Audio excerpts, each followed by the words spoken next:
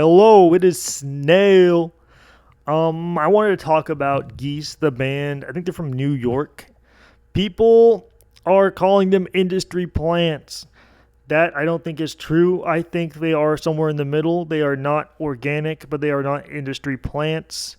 They have used the title program, which is a marketing program, and they have also possibly created a viral moment that is all fabricated. It was a lie. It was just just I haven't seen the viral video, but I've just heard about it, and it's a fabricated moment. That is something that happens now, I guess. Fabricated, you know, moments online.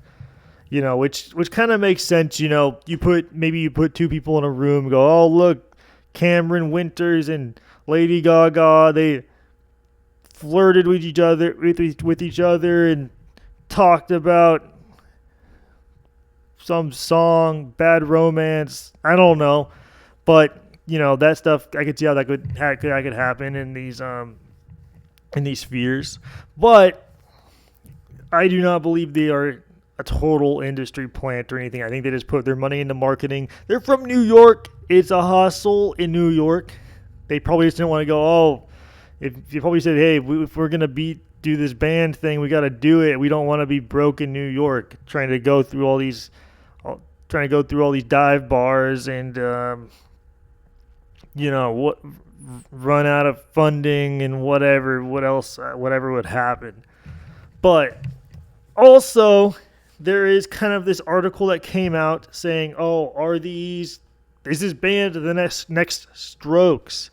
Which, if you don't know the Strokes, they're a New York band, and they have a lot of legendary songs that are cemented in the minds of a lot of rock fans. They have two albums that are considered classics by most, their first two albums. And so when I first saw this, I thought, there's no way that Geese are the next Strokes. They don't have the coolness. They don't have the explosiveness. They don't have the swagger. They don't have the style that the Strokes had. They don't have the songs the Strokes have. They don't have the albums the Strokes have. I don't think they'll ever resonate quite as much as the Strokes did. But I do think they are good in their own way. Because I do find their music quite enjoyable. They came onto my radar when I listened to 3D Country. That was that a couple of years ago, a year ago? I don't remember. Probably maybe 3 years ago. I don't even remember at this point. But I know it was an enjoyable album. The first three songs really stuck with me, and I haven't listened to that in over a year probably, and I still remember sections of the songs of the first song of 3D Country. Getting Killed, I really thought was an enjoyable album. It was experimental enough to be interesting, but familiar enough for most music listeners to enjoy without getting taken too far into the weeds and going, okay, what's going on here? The drums I thought were really cool. The guitar tones were kind of unique. I don't know if I'm too warm on the singing yet. Maybe I'll like the singing more later on. But yeah, I just wanted to say, with this Geese situation, a lot of bands are not quite as organic as I think I would like to think. A lot of people would like to think. A lot of bands just didn't pick up instruments, start strutting around, light a cigarette, and start banging out rock hits, rock songs, and with bands like the Strokes, who were on a label. They did record in a basement, but they kind of had this cool swagger about them, and you would think that they're just kind of this super relaxed, but in reality they were try-hard musicians, and the lead singer was sitting in his room like meticulously writing these rock songs.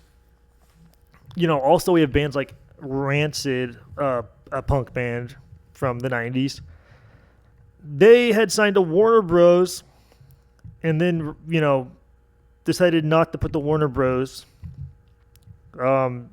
Emblem or logo on the back of their album because, that was I feel like pretty smart. If you know, you know, but if you don't know, you don't know, and you're just listening to a Rancid album, and you don't know they're signed to a big label.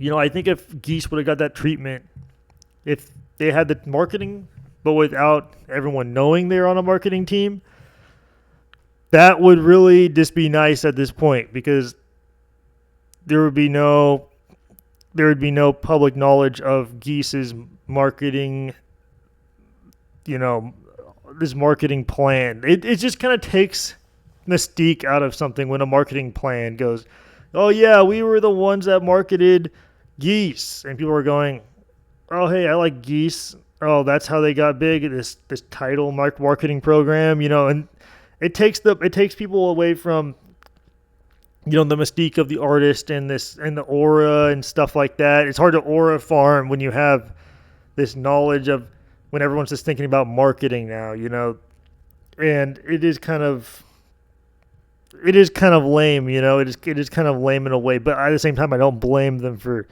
putting money into marketing. That was just a smart move. But yeah, there's so many bands that just are not as organic as they seem.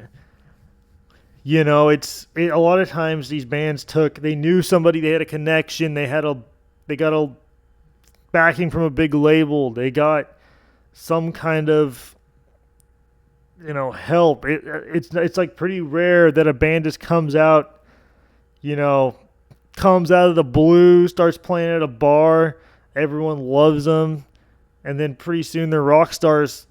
That's just not the reality of the situation in most cases.